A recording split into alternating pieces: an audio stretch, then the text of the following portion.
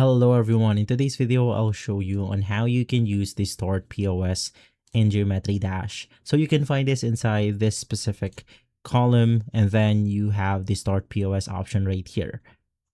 Basically what this does is it will start your player to this specific position. This will totally be invisible on the level itself.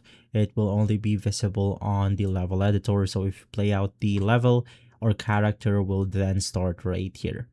Now, what is the main use cases for the Start POS? Of course, you can place this on your level editor. Basically, the main use for the Start POS is, for example, we have this huge level right here, and let's say that I want to test it to this specific part of the area.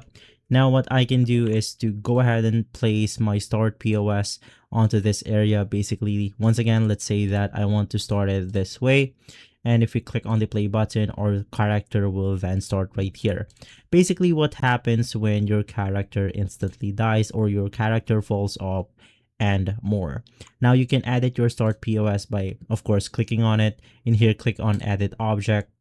And basically, you then have the ability to select the speed of your character. And then if you click on the mode option, you can then start onto one of this modes right here. So you will be able to test out your level evenly.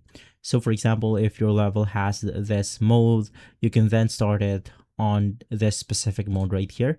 Click on OK, and basically that's how you can use it on Geometry Dash. If this video has been helpful, leave a like, subscribe, and follow Guide to Everything for more videos like this. Thanks for watching.